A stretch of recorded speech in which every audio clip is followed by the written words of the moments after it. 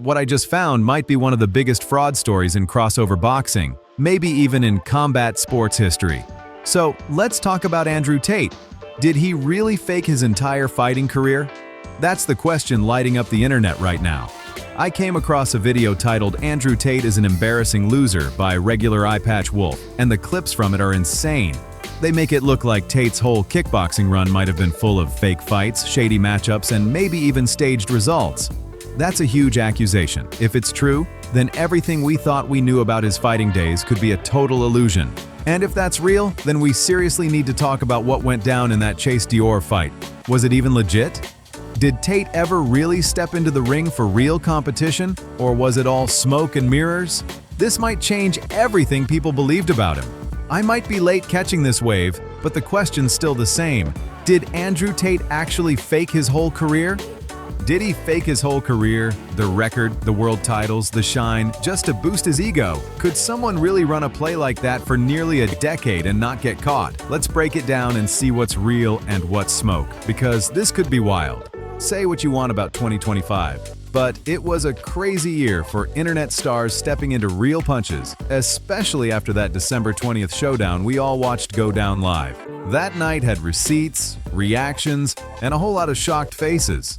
Chase DeMoore versus Andrew Tate, a headline that had the timeline buzzing, with Tate already surrounded by major legal controversies and non-stop debate over his past. Wow. From the jump, the narration wasn't pulling any shots. It was sharp, blunt, and straight to the point. The tone was ruthless, and the energy felt like someone kicking down a door with receipts in hand. Going into that fight, most people had Chase DeMoore written off like he had no chance at all. Folks talked like he was stepping into a one-way beatdown, and even the commentary sounded ready to call it early. Like, the ending was a sure thing. Nobody in the scene seemed to believe in the supposed champ's challenger, but the only opinion that really mattered was Chase's, and he walked in like he was ready to test the Cobra for real. That confidence wasn't fake. He looked locked in. And here's a twist. Behind the scenes, Ben Davis actually picked Chase DeMoore to win. We're talking a massive potential fraud angle tied to Andrew Tate's career, and that's no small claim. Ben picked Chase, fair play, and he clearly saw something others missed. He had the blueprint, spotted the red flags, and knew Tate wasn't moving like himself heading into that fight. I'll own it. I was too casual and didn't do the homework on Tate's so-called legendary kickboxing world title run, and that's on me. But remember, Ben was the play-by-play guy, so there's a bit of a role you gotta lean into on broadcast, right? You try to match the crowd's vibe and the narrative the A-side is expected to bring, even when your gut says different. Still, I know he really thought Chase was going to take it, and he wasn't just guessing. He read the room and the tape. Andrew Tate is widely known as a former pro fighter, specifically a kickboxing champion, and that's the image most people bought into. But that night told a different story, because Andrew Tate got his face rocked by someone folks clown for punching like this. The clip says it all, and it shocked a lot of people who thought this was going to be a walkover. Chin down, break your knees. I like that. That clip lives rent-free on the internet, and it feels like it's never gonna stop popping up, man. Chase just beat one of the most well-known people on the planet, with almost nobody thinking he had a shot, and somehow people still clown him for that wild swing. It's tough to watch because he earned that win under real pressure, but memes move different, and they don't let go easily. And here's the twist. That same dude is the one who dragged Andrew Tate, the self-branded alpha of this era, to his limit and past it. Real talk, Tate ended up looking like he hadn't been in a real boxing match before. At least not in a clean, straight boxing setup. I don't even know how many pure boxing bouts Tate has had, but that night exposed gaps in his hands-only game big time. The vibe flipped from confidence to confusion, and the tape shows it loud and clear. Now, let's keep it 100. Chase DeMoore's technique isn't textbook, and everybody knows that. He's not out here preaching the sweet science or living in fundamentals, and yeah, the form gets messy, but don't get it twisted, is dangerous for a lot of regular folks, and even plenty of casual fighters who are just getting started. He's big, explosive, and fearless, and that combo will fold a lot of people who think it's easy once the bell rings. I'm not trying to derail the convo from Andrew Tate because that's the focus, but give Chase his credit. He walked in with the world doubting him and still made it ugly for a guy with a champion label. That kind of grit isn't pretty, but it's real, and it changed the narrative in front of everyone watching live. Chase can handle himself against dudes who actually box and folks with real martial arts backgrounds because he knows just enough to make his style work under fire. He's huge, he's strong, and he's got a real gas tank. If you let him stick around, he can do serious damage, plain and simple. I went back and watched the footage, and it set off that something ain't right alarm in my head about sketchy martial arts claims and padded hype. That vibe of fraudulent martial arts nonsense kept popping up, like there were pieces not adding up cleanly. Is that Jake? Yes, and to be crystal clear, I'm not putting Tate and Jake in the same convo at all. Jake is not a fraud in boxing, not even close. He is what he is, and he actually fought real opponents on real cards, even if the matchmaking favored him at times. You knew who was showing up, you knew their backgrounds, and there was no mystery about resumes or records. It was all public and obvious. These were well-known fighters or personalities, and whatever you think of his level, there wasn't deceit baked into the pitch. There's no fraud in Jake's run, outside of jokes about testing the chin, because hey, people love to nitpick gear and protection in this game. So how does a former reality TV star beat someone with way more ring time on paper? Easy. The twist is they're both former reality TV stars, and once you level that out, you're just looking at who trained smarter, who showed up sharper, and who kept their composure when it got messy. People forget this part, but that's how Tate got started. Reality TV. Over time, he built this image online like he's some kind of savior for men, a guide to a so-called promised neverland, which sounds uplifting until you notice it often centers lonely, frustrated guys chasing a fantasy that never shows up. He's crafted an aura like a lone samurai fighting the world. This last old-school warrior vibe pushed through big splashy stunts, loud, flashy, and designed to go viral. That branding is powerful, and it sets expectations before a punch even gets thrown.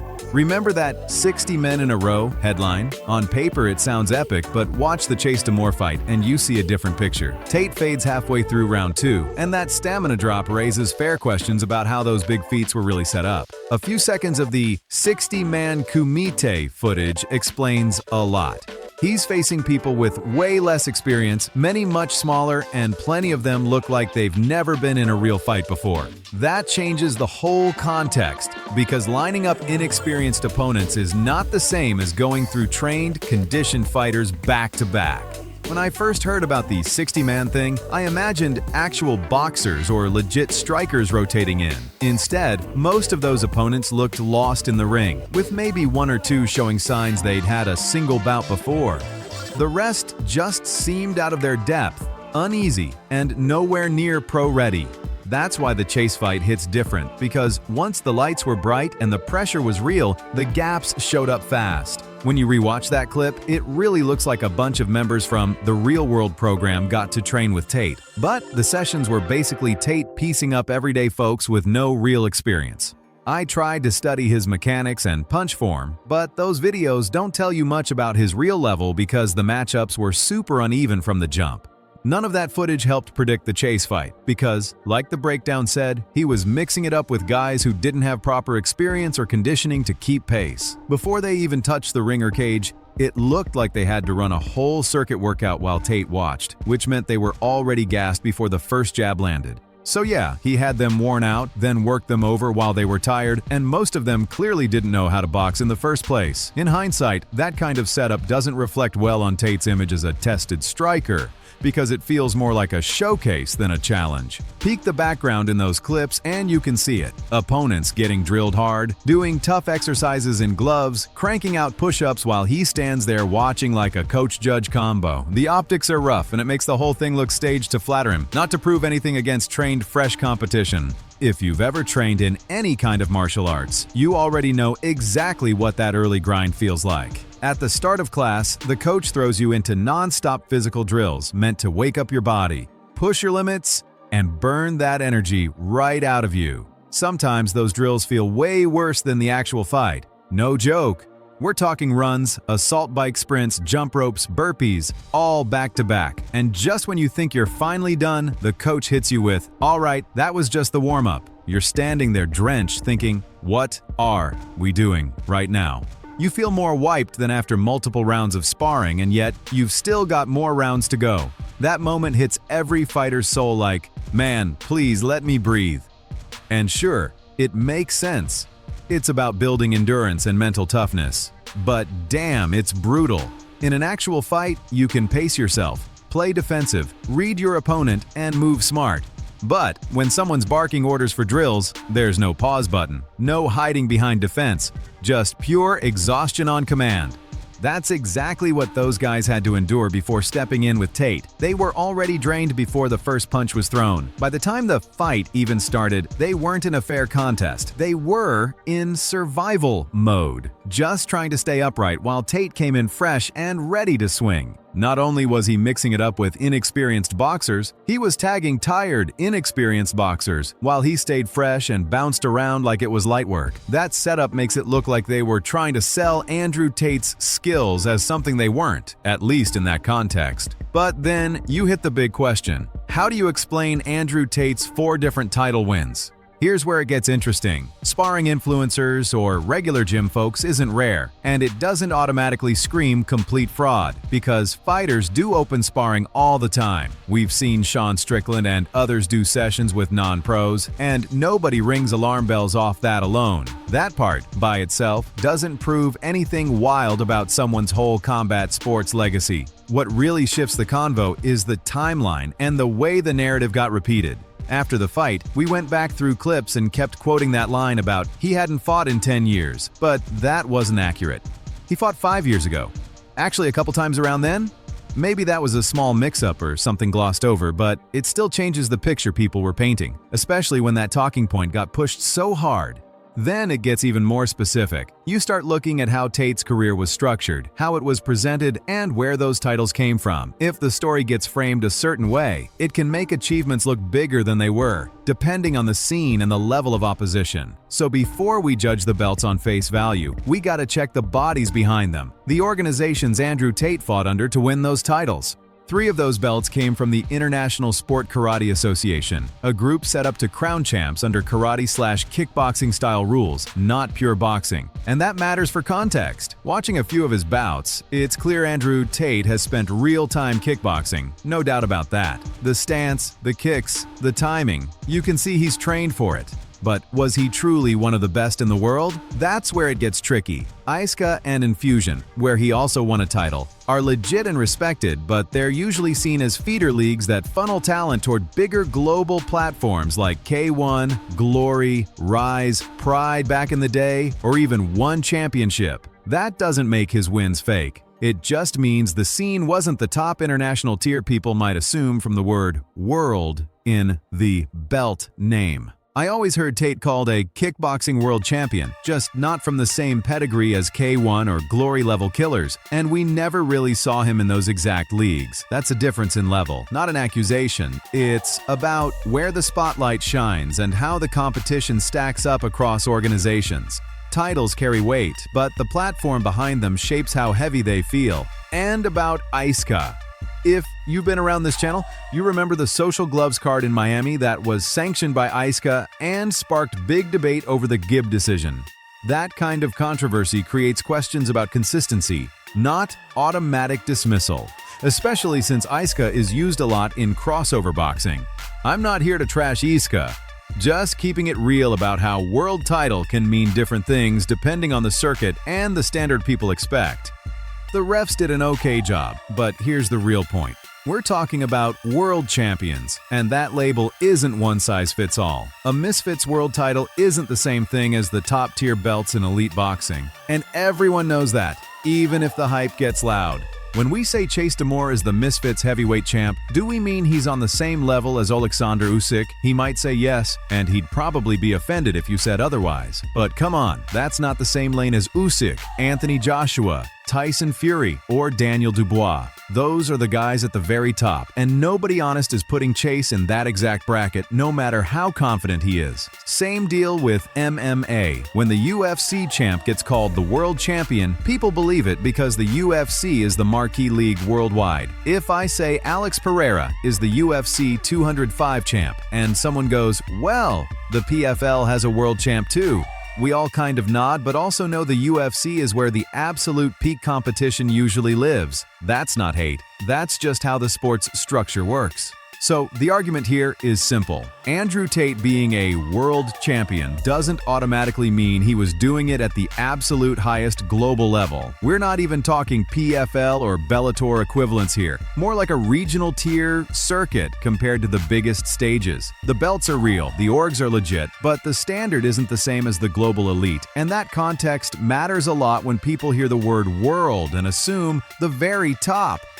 Promotions like LFA or Cage Warriors make sense as comparisons. Solid leagues, but not the top-tier, highest echelon stage where a true global world champion is crowned. That label hits different when it's not the absolute elite level, and that context matters a lot. Even in those circuits, you'd normally face opponents with real records. Folks on win streaks, climbing the ladder while you climb yours, building momentum the right way. That's the usual regional grind for anyone trying to become the best in the world, step by step. But it turns out that's not how Tate's world titles seem to have been picked up. At least, not in the standard way people imagine. Can I prove it flat out? Let's walk through the names and see what the matchups actually looked like.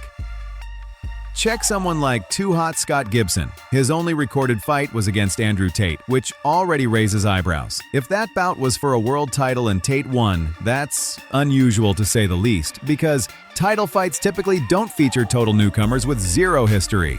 Now, if that matchup wasn't a title fight, fine. Everyone ends up with a couple of debut opponents on their resume. That happens in combat sports all the time. But when a pattern starts forming with opponents who weren't built up or battle-tested, it reshapes how those belts feel and how the run is remembered. Point is, we've got to look carefully at the organizations, the opponents, and the setup, because calling something a world championship doesn't automatically make it the same as winning at the true global pinnacle.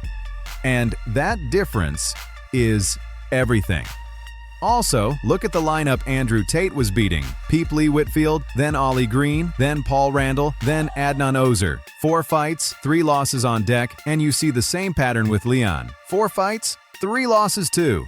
That's a lot of guys with thin records getting thrown in big spots, and it raises real questions about the level here. Now, to be fair, this can look like a young fighter building up against journeymen. That's normal in combat sports, and I'm not mad at that at all.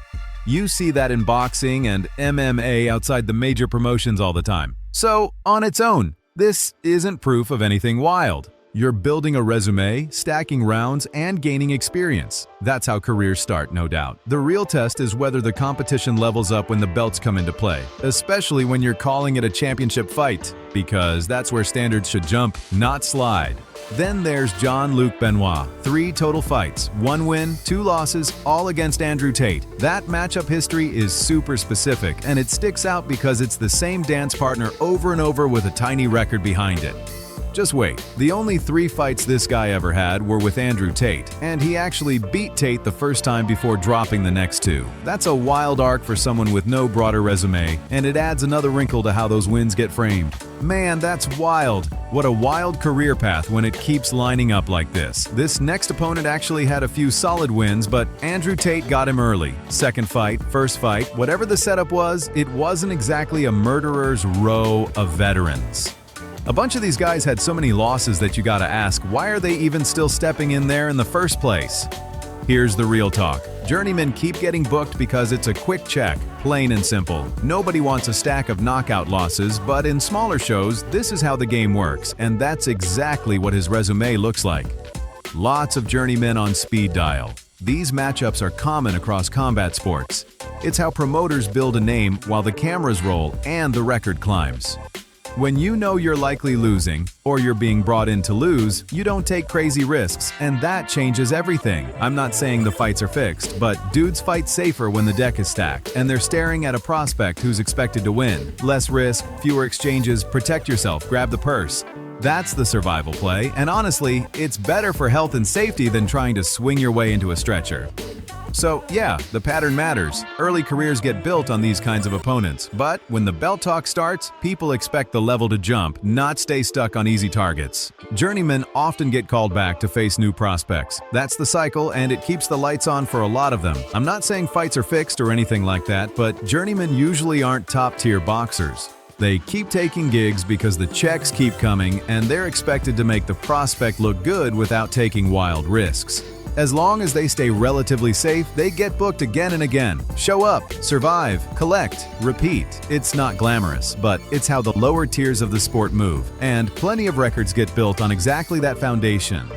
But one name really jumped out as flat-out strange: Mera Lim Ahmedi. And two things about him are seriously odd. First, check the top of his topology profile and you'll see this: 0 and 13. Sign. That's rough, but not unheard of. Some pro boxers have triple-digit losses, so it's not the worst ever, but still, 0 to 13 makes you pause like, wow. Then comes the kicker. There's a notice that reads, "This fighter has been found by topology to have engaged in activity which does not conform to combat sport standards." That's a giant red flag, and it changes how you view the matchup instantly. When a record looks that lopsided and there's an official note questioning standards, it makes the whole setup feel shaky, especially if that opponent is part of a world title run. That profile note says he has purposefully participated in bouts with no reasonable path to victory, displayed a lack of competitive effort, and is unjustifiably matched against more skilled opponents. That's a major red flag right there. It reads less like a journeyman summary and more like a warning label, and that's hard to ignore. Journeymen at least show up to compete. If a window opens, they swing big and sometimes flip the script for real. But phrases like no reasonable path to victory and lack of competitive effort sound way past routine matchmaking. That's the kind of wording people point to when they suspect shady setups, even if we can't say it's proven. Then it gets weirder. The records don't even line up cleanly. One spot shows him at 3 to 2, while another lists 0 to 13, and that inconsistency makes the whole picture look messy as ever. When the numbers wobble like that, it fuels the idea that something off is happening, or at minimum the documentation isn't tight. The claim boils down to this: someone repeatedly facing much more skilled opponents to help pad other people's records, which is a known pattern in lower tier cards. And check the bout history. It shows he lost his first match in 4 minutes, round 1, and then dropped the second 2, which tracks with the whole brought in to lose narrative people talk about at small shows.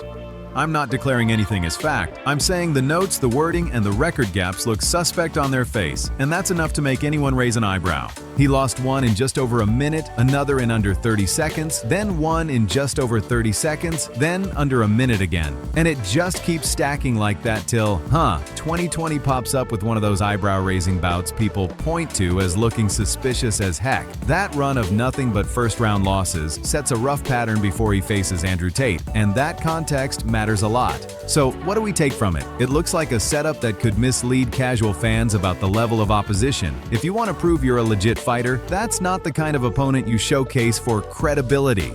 Matchmaking shapes perception, and this kind of resume padding makes the world-class label feel shaky to anyone paying attention. And yeah,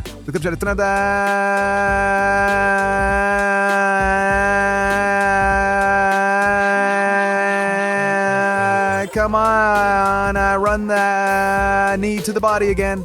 Lives rent-free because it feeds the narrative. I'm not saying Tate has no skills, because he does. He can fight, he's durable, he's got timing, and he's not some random off the couch. That's exactly why this is disappointing to many viewers. He clearly has ability, but the way it's been packaged doesn't scream elite.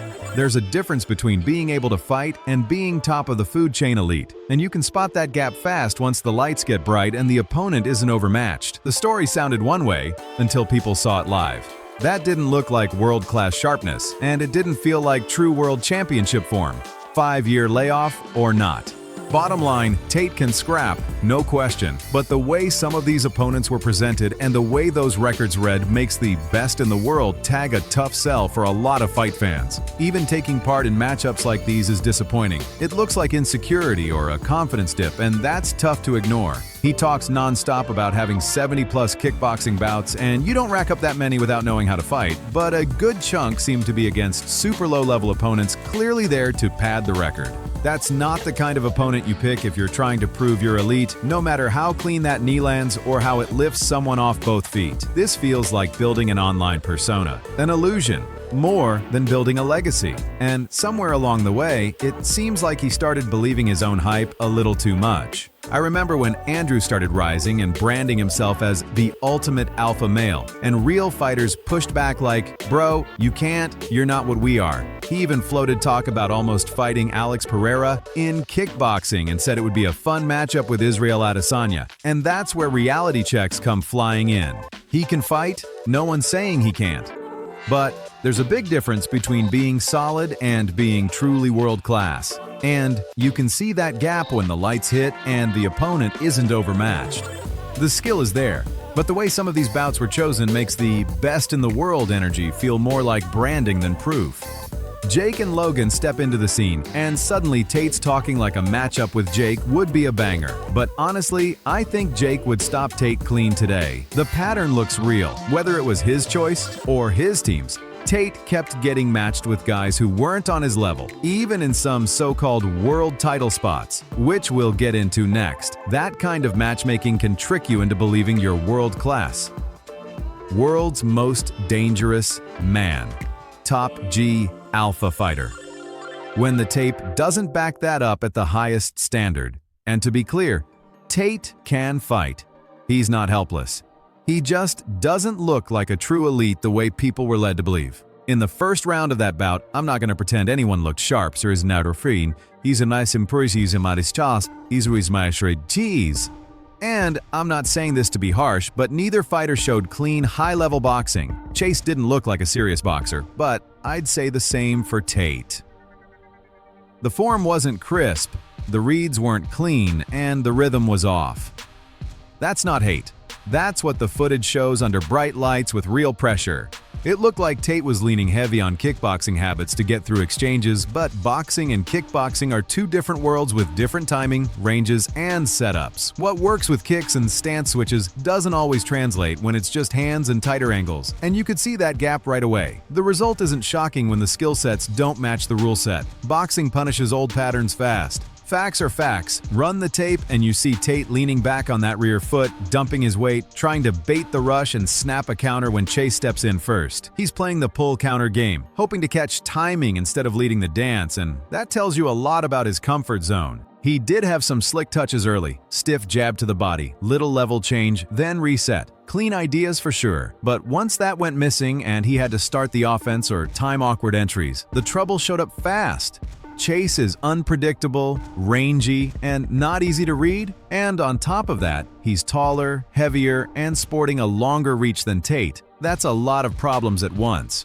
Look back at the 60-man spar hype and plenty of Tate's kickboxing bouts. He wasn't facing many dudes bigger than him. Most nights he was the tall, long fighter, living behind range and picking spots with space to breathe.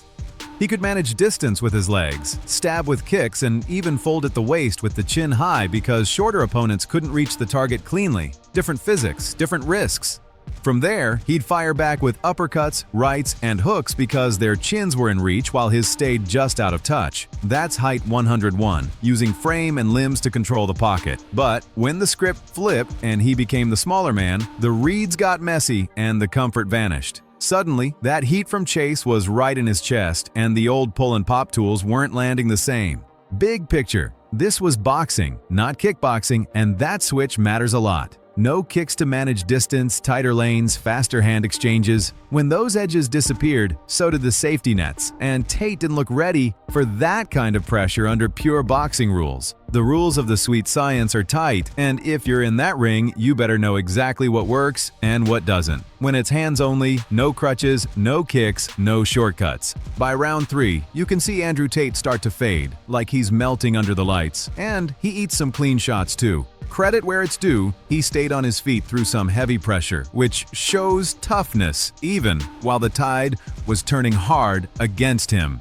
He's trying to time Chase here, slides off center, parries the right hand, and looks to snap a counter. Not the worst ideas at all, but peep the mechanics. He reaches for that big overhand after the parry, almost a windmill, and because Chase is so awkward and rangy, Tate can't reset his hips. The punch trails behind his body, no real pop, landing high on the neck instead of the chin where it matters. That's a timing plus form issue.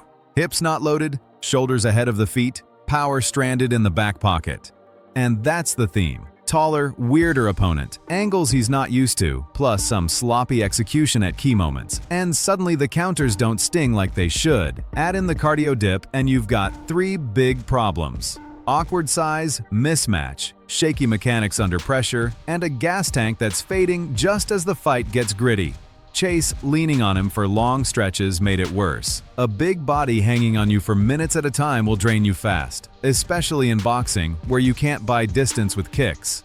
In kickboxing, Tate could use height, reach, and those long weapons to control range, bend at the waist, and fire back when shorter guys fell short. Classic tall man tactics. But when the script flipped and he was the smaller man with only hands allowed, the reads got tough, the comfort vanished, and those pull counters didn't carry the same heat. That's the sharp edge of pure boxing, and it showed loud on fight night. Tate kept hunting that same right hand, leaning hard on the pull counter like it was his only trick in the bag. He tried to slide off the center line and bait the shot, but he wasn't reading the uppercut. He was waiting on the straight right so he could slip outside and sling his own over the top, and then boom, he gets clipped clean. From there, it was Chase straight up steamrolling forward like a freight train. No brakes, all pressure, crowd groaning, people heading for the exits because the vibe turned ugly fast. The disappointment was real because it looked like one guy pressing go and the other stuck on pause. Technique went out the window. This turned into, I'm gonna big bro you and move you around energy, and that's exactly what happened. It looked like those scenes where a nerd swings on a bully and the punches just bounce off.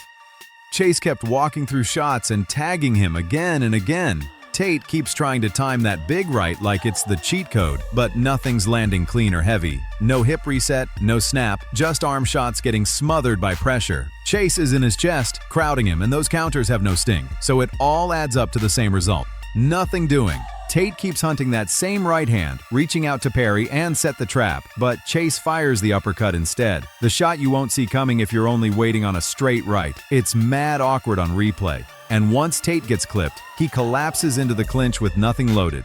No counter right, no left hook, just survival mode. He tries that sequence again and again, but the gas is gone and the pattern never flips. It's the same read, the same counter attempt, the same stall in the pocket. As a reality check, it's one of the harshest I've seen. The Kindiu. Till Notre Dan Nas.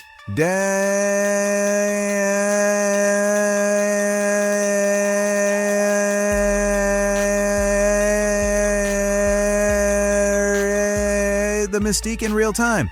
Then there's the post-fight talk, and this habit drives people crazy. He'll list the reasons. Too old, he's much heavier, he was leaning on me and wearing me down, the size, the weight, the pressure, and then say, but I'm not making excuses.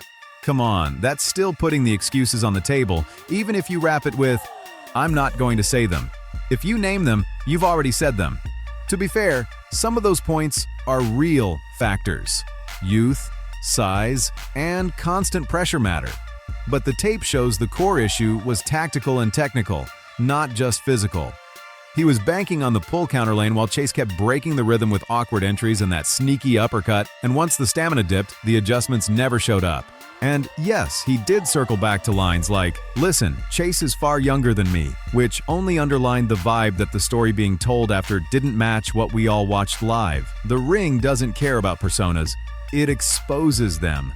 And that's exactly what this fight felt like.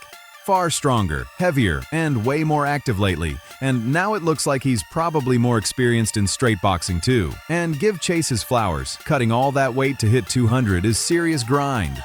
And he didn't just attempt it, he made the number like a pro, which is wild dedication.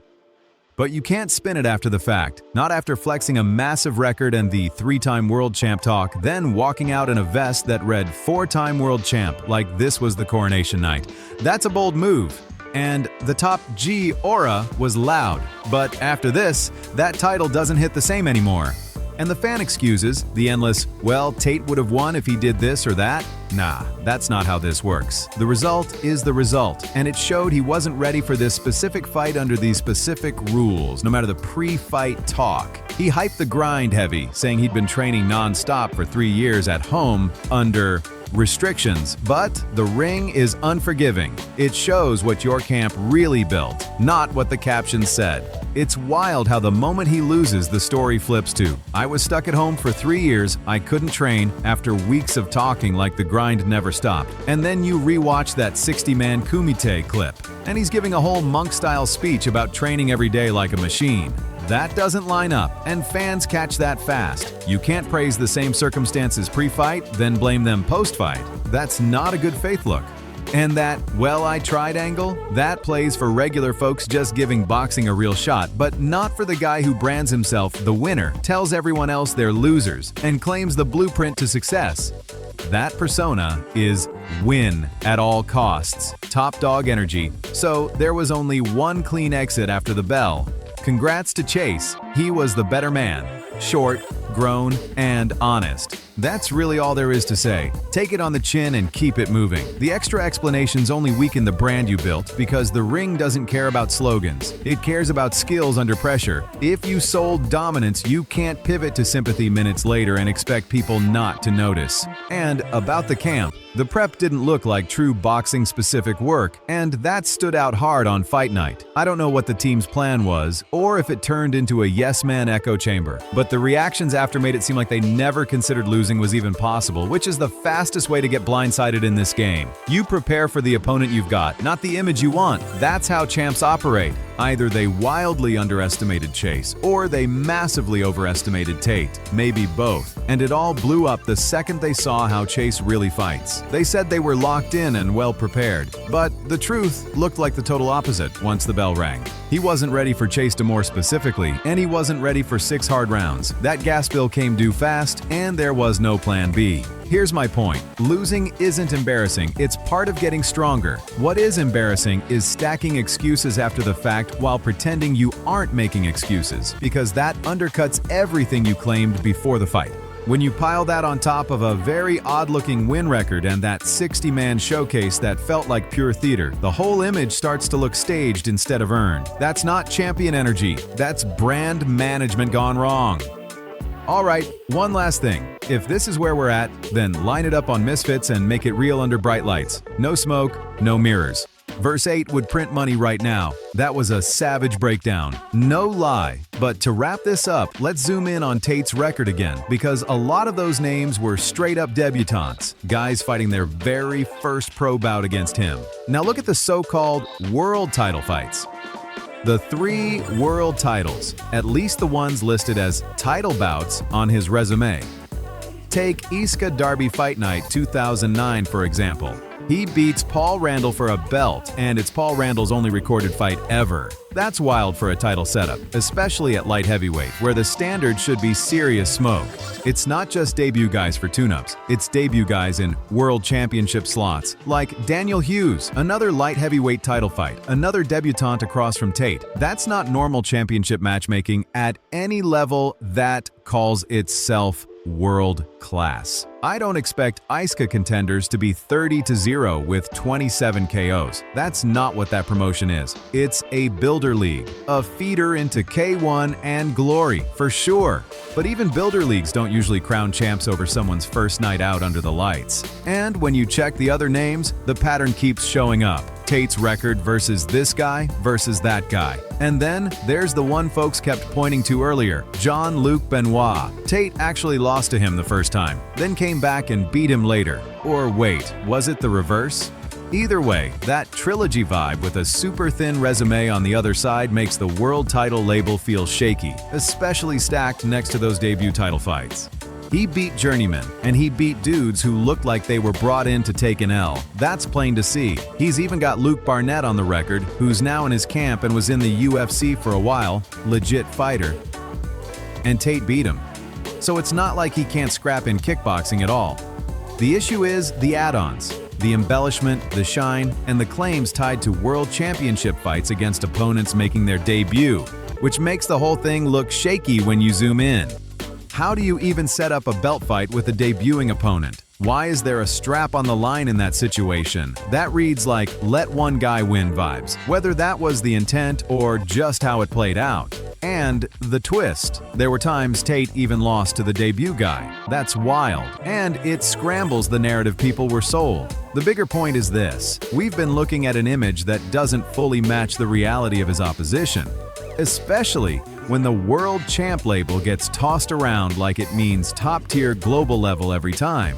So yeah, he can fight and there are real names on the resume, but there's also a pattern of soft spots and debut title setups that feel off. And that gap between what he actually showed and what he said he was is exactly what had folks feeling like someone pulled the wool over their eyes. Now that everything's out in the open, I'm locked in on what he does next. And I'll give full credit if he steps up and runs it back with Chase DeMoore at a fair weight class. For real, if they book a rematch, 215 pounds should be the move, because asking the heavyweight champ to slice 20 to 40 pounds is wild on the body, even if he made it last time like a savage with discipline. Andrew's the A-side in terms of name pull, so the demand would be there. But if Tate actually takes that fight, fair play, because that matchup is rough for him stylistically. It's not that Chase is some untouchable monster. Exatri Saturnov and Fur, so it's that he's big, strong, long, and super awkward, which makes him a headache for a lot of folks, especially in straight boxing lanes. Chase has that lanky, herky-jerky style that turns clean boxers into messy versions of themselves, and he does it over and over again. He makes people look bad, not because they're weak, but because his frame and timing are tricky, and that awkward pressure builds up quick on anyone across from him. Tate says he wants to fight next. Cool. If he jumps back in, I want to see that fire he sold us. For real, where's the alpha male, best fighter, 3-time world champ energy at? Because it wasn't there against Chase DeMoore. Like the breakdown said, he got fraud checked and the tape didn't lie. I'm not saying his whole career is fake, but the matchmaking looked real fishy at times, and that matters when you're calling yourself elite. He still has a shot to prove it on Misfits. Run it back, take a real test, and show the work. Will he fix it and own the moment, or is the brand cracked for good and one more tough night shuts it all down? That's the real question right now. I don't have the answers, but the whispers behind the scenes are getting louder, so 2026 might tell us everything. Is Tate the real deal or just a polished illusion? Guess we're about to see. If you're rocking with this breakdown, do me a solid, like, comment, and share, and make sure you subscribe to Fight Diary. Tell me who Tate should fight next and what weight makes it